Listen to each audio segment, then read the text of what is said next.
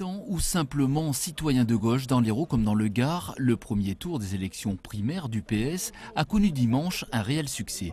28 760 votants dans le Gard et dans le département de l'Hérault, 7% des électeurs se sont déplacés pour aller voter, soit 2 points de plus que la moyenne nationale. Ici, pas besoin d'être encarté, il suffit de payer 1 euro et de signer une charte sur les valeurs de gauche. Ça permet d'exprimer son choix, son opinion, sans forcément avoir adhéré par le passé à un parti politique, mais éventuellement aussi de défendre certaines idées. C'est quand même la base de la démocratie de choisir son candidat, donc autant le choisir dès le début pour être sûr de vraiment le suivre jusqu'au bout, quoi.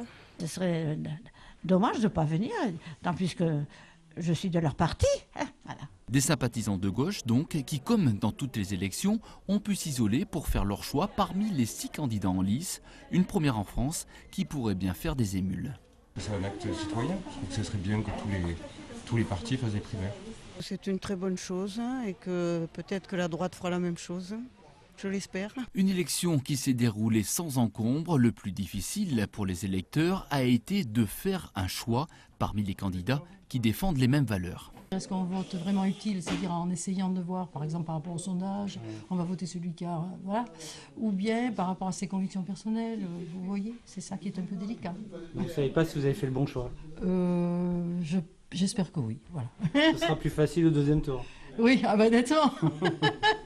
En France, 2 500 000 personnes sont venues voter dimanche. Le Parti socialiste espère faire au moins aussi bien dimanche prochain pour départager les 2 derniers candidats en lice.